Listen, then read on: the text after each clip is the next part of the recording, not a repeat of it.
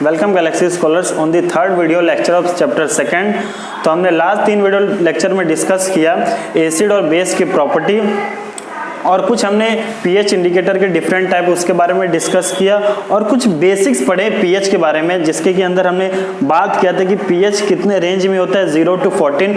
अब तो इस चैप्टर का सबसे इंपॉर्टेंट टॉपिक है कि एवरीडे लाइफ में हमारे लिए पीएच किस तरह इंपॉर्टेंट है। तो आपके टेक्स्ट बुक में इतने डीप में नहीं गए हैं, ओके, बट मैं इस चैप्टर के जो इस पॉइंट में डीप में ले जाऊंगा बिकॉज ये कंसेप्ट समझना बहुत ही ज़रूरी है।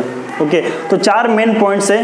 किस तरह प्लांट और एनिमल के लिए पीएच चेंज बहुत ही सेंसिटिव है। दूसरा, पीएच जो इंपॉर्टेंस हमारे डाइजेस्टिव सिस्टम में। तीसरा, कि किस तरह जब हमें कोई भी एंट बाइट करता है तो क्यों हमें पेन और इरिटेशन होता है, उसका कंसेप्ट भी समझना हमें ज़रूरी है। ओके, और जब टूथ दिखे होता है नहीं दांत का सड़ना, तो उसमें भी किस तरह हमारा पीएच बहुत ही इंपॉर्टेंट किरदार निभाता है। तो मैं स्टार्ट करूंगा किस तरह प्लांट और एनिमल बहुत ही सेंसिटिव है। तो इस फिनोमिनन को समझने के पहले आपको रिकॉल करना होगा अपना बेसिक कि एसिड रेन क्या होता है। ओके, एंड दूसरा जो इंपॉर्टेंट टॉपिक है ऑस्मोसिस। ओके, ये दोनों चीज को रिकॉल करेंगे तभी आपको समझ जाएगा कि क्यों पीएच चेंज बहुत ही सेंसिटिव होता है प्लांट और एनिमल के। तो मैं स्टार्ट करता हूं सबसे पहले एसिड रेन के साथ कि आखिर क्यों एसिड रेन का कोई ना कोई इंपैक्ट पड़ता है प्लांट और एनिमल पे। तो सबसे पहले स्टार्ट करते हैं एसिड रेन होता कैसे। मान लीजिए बहुत सारे ऑटोमोबाइल्स होते हैं, कोल माइंस में से ये हार्मफुल गैस रिलीज होते हैं जैसे कि sulphur dioxide, nitrous dioxide, carbon dioxide. जब ये वाटर के साथ कंबाइन होते हैं, बट कहां पे, एटमॉस्फेयर में। जब एटमॉस्फेयर में होंगे तो वहां पे वाटर कौन सी फॉर्म में होगा, गैसियस स्टेट में, याद रखना वाटर वेपर फॉर्म में होगा। अब जब ये वाटर वेपर सल्फर डाइऑक्साइड के साथ कंबाइन होता है तो क्या बनाएगा, सल्फरस एसिड। ओके, जब नाइट्रस डाइऑक्साइड के साथ कंबाइन होगा तो क्या बनाएगा, निट्रिक एसिड बनाएगा। ओके, जब कार्बन डाइऑक्साइड के साथ वाटर कंबाइन होगा गैसियस स्टेट में तो क्या बनाएगा, कार्बोनिक एसिड। जब एटमॉस्फेयर में इतनी मात्रा में एसिडिटी बढ़ती जाएगी तो जो वाटर होते हैं हमारे एटमॉस्फेयर में एज ए गैसियस फॉर्म में, उनकी एसिडिटी भी क्या होती जाएगी, बढ़ती जाएगी। ओके, अब जब वो रेन वाटर जो है उसकी पीएच 5.6 से कम हो गया तब क्या होता है, एसिड रेन होता है। ये तो बात आपको पता होना चाहिए कि जैसे ही हमारे जो एटमॉस्फेयर में पानी है रेन वाटर की फॉर्म में, उसका पीएच अगर 5.6 से कम हुआ तो क्या होगा, एसिड रेन की फॉर्म में कहां पे आएगा, हमारे अर्थ के सरफेस पे। ओके, ये बात तो क्लियर होगी कि 5.6 से कम हुआ तो एसिड रेन होगा। अब मैंने बताया था कि यहाँ बहुत ही नैरो रेंज में ऑर्गेनिज्म काम करते हैं, लिविंग ऑर्गेनिज्म पीएच।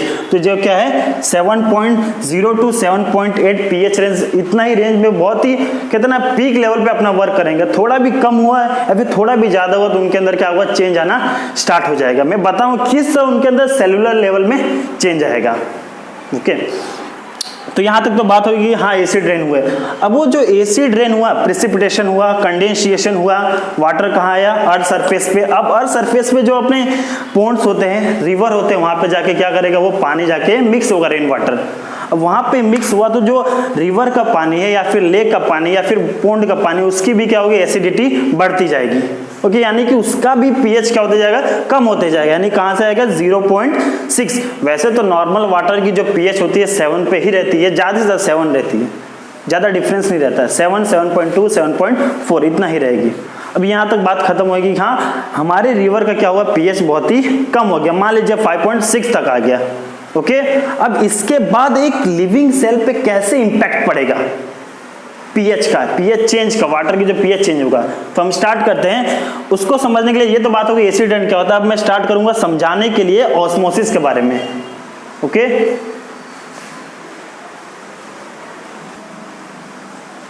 चलो, अब रिवर का जो वाटर का पीएच कैसा हो गया, 5.6 हो गया। ओके, अब मैं एक लिविंग थिंग्स लेता हूं, एक्वाटिक प्लांट या फिर एक्वाटिक एनिमल, उसके सेल को लेता हूं, एनिमल सेल लेता हूं। ओके, ये एनिमल सेल है। एनिमल सेल में आपने बेसिक्स पढ़ा हो तो उनके अंदर सेल वॉल नहीं होता, प्लांट के अंदर सेल वॉल होते हैं। बिकॉज प्लांट क्या होता है, बहुत एक जगह रिजिड रहते हैं। अब सेल के अंदर क्या होता है, एक न्यूक्लियस होता है, ये तो आप सबको पता होगा, आपने 9th में पढ़ा होगा। अब यहाँ पे कंसेप्ट जो आता है हमारा ऑस्मोसिस। अब ऑस्मोसिस क्या होता है, movement of solvent toward the high solute concentration, यानी कि वाटर का मूवमेंट होना जहां पे सॉल्यूट का कंसंट्रेशन बहुत ही ज्यादा हो। सॉल्यूट कंसंट्रेशन मतलब सॉल्यूशन के अंदर जो बहुत ही कम मात्रा में होते हैं उन्हें क्या बोला जाता है, सॉल्यूट। ओके, ये तो बात होगी मूवमेंट होना वाटर का, किसके, टुवर्ड्स हाई सॉल्यूट कंसंट्रेशन। अब मैं यहाँ पे नॉर्मल सेल के अंदर की बॉडी का जो सेल है उसके अंदर जो पीएच रहता है न्यूट्रल ही रहता है, न्यूट्रल यानी कि 7, ना एसिडिटी ज्यादा ना बेसिसिटी ज्यादा। ओके, अब आप सबको पता है कि H+ आयन या फिर OH- माइनस की चेंज की वजह से क्या होगा, उनके अंदर चेंज आएगा। अब मैंने यहाँ पे इमेजिन किया ये पूरा अपना रेन वाटर है जो रिवर में मिक्स हुआ, उनका पीएच कितना है, 5.6 है। अब मेरा इंटरनल कितना है, 7.0, तो वहां पे ज्यादा H+ आयन कंसंट्रेशन नहीं रहेगा। बट ऑस्मोसिस एक फंडामेंटल प्रोसेस है जिसके अंदर ये हमारा प्लाज्मा मेम्ब्रेन है,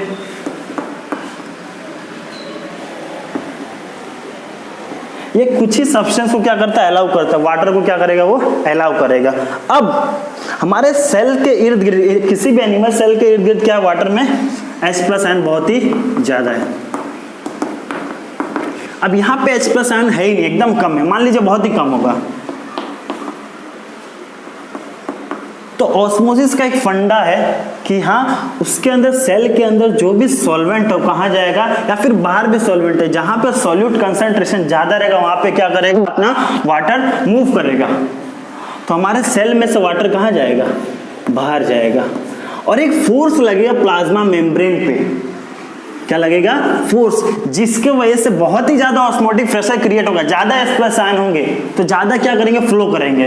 रिजल्टेंट उसके वजह से क्या होगा, ऑस्मोटिक लाइसिस, हमारे प्लाज्मा मेम्ब्रेन क्या हो जाएंगे, ब्रेक हो जाएंगे। तो इसके वजह से क्या होगा, टोटली एनिमल का जो भी सेल्स है उन पे बहुत हर बार उसमें क्या होगा, ऑस्मोटिक लाइसिस होगा, क्योंकि वहां पे जो चेंज है H+ आयन की वजह से। ओके, तो यही इंपैक्ट है कि 7.0 से थोड़ा भी पीएच कम हो या फिर 6.0 भी होना, बहुत ज्यादा इंपैक्ट पड़ता है। तो हम कहाँ से आए थे, एसिड की वजह से जो पीएच कम हुआ, जिसके वजह से वाटर का एसिडिटी बढ़ा। अब एसिडिटी बढ़ा तो इसके वजह से क्या हुआ, हमारे सेल की क्या होती है, ऑस्मोसिस, वहां पे प्रेशर हुआ। वो ऑस्मोसिस की वजह से क्या होता है कि हमारे प्लाज्मा मेम्ब्रेन पे डिफरेंस की वजह से, एक ग्रेडियंट की वजह से क्या होता है, प्रेशर क्रिएट होता है, रिजल्टेंट जिसकी वजह से क्या होता है, प्लाज्मा मेम्ब्रेन ब्रेक हो जाता है। ओके, इसीलिए हमारे लिए बहुत ही हार्मफुल है। जब प्लाज्मा मेम्ब्रेन ब्रेक होगा तो पूरा अंदर के सब्सटेंस बाहर आ जाएंगे, तो रिजल्टेंट क्या होगा, हमारी सेल डेड हो जाएगी। ओके, यही फंडा है कि आप देखोगे हनी भी जल्दी खराब नहीं होता, बिकॉज उसमें भी क्या होता है कि हनी बी के अंदर बहुत ज्यादा शुगर सॉल्यूशन रहता है। तो जैसे कोई भी बैक्टीरिया, आप याद रखना है कि माइक्रो ऑर्गेनिज्म भी क्या करते हैं, किसी भी फूड को डिटोरेट करते हैं। तो जैसे ही कोई भी माइक्रो ऑर्गेनिज्म ट्राई करता है उसको खाने की, तो तुरंत ही इस ऑस्मोटिक लाइसिस की वजह से क्या होता है, ब्रेक हो जाता है। यही फंडा हनी भी नहीं खराब होता, वही फंडा इसमें भी है कि पिकल्स यानी कि अचार, इसी की वजह से पिकल्स में भी क्या होता है, ऑयल कंसंट्रेशन बहुत ही ज्यादा रखते हैं। रिजल्ट ऑफ कोई भी माइक्रोऑर्गेनिज्म उसके अंदर अपने आप को एज ए फूड की तरह फीड करेगा, तुरंत ही उसके अंदर क्या हो जाएगा, डाई हो जाएंगे वो लोग, बिकॉज ऑफ ऑस्मोटिक लाइसिस। तो ये तो बात हुई किस तरह प्लांट और एनिमल बहुत ही सेंसिटिव होते हैं पीएच चेंज से। तो हम बात करें किस तरह पीएच बहुत ही हमारे लिए इंपॉर्टेंट है डाइजेस्टिव सिस्टम में। तो मैंने लास्ट वीडियो लेक्चर में आप सबको बताया था कि हमारा जो स्टोमक है हाइड्रोक्लोरिक एसिड रिलीज करता है, HCl।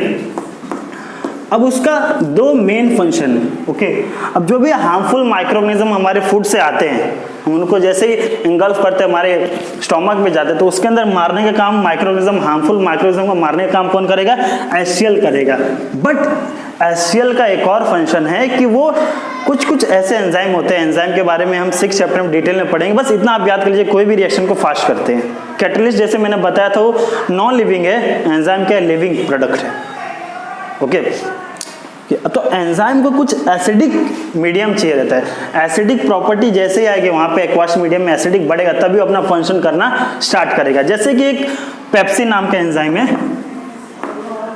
जिसको वर्क करने के लिए कैसा सिस्टम चाहिए, एसिडिक चाहिए।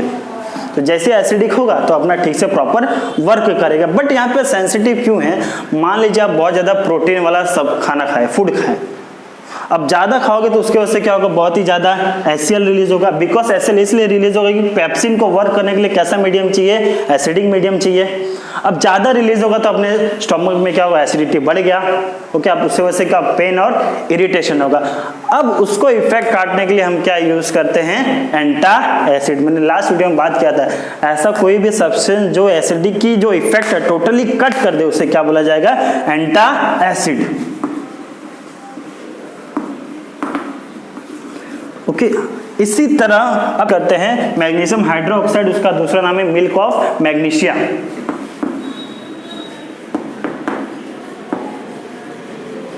और आपको मुझे बताना है कि यहाँ पे कौन से टाइप्स ऑफ रिएक्शन होने वाला है कमेंट बॉक्स में। ओके, जब हम रिएक्शन करेंगे एंटासिड का HCl के साथ। अब जैसे अब एंटासिड लिया टोटली न्यूट्रलाइज हुआ, आपको तुरंत क्या मिलेगा, रिलीफ मिलेगा।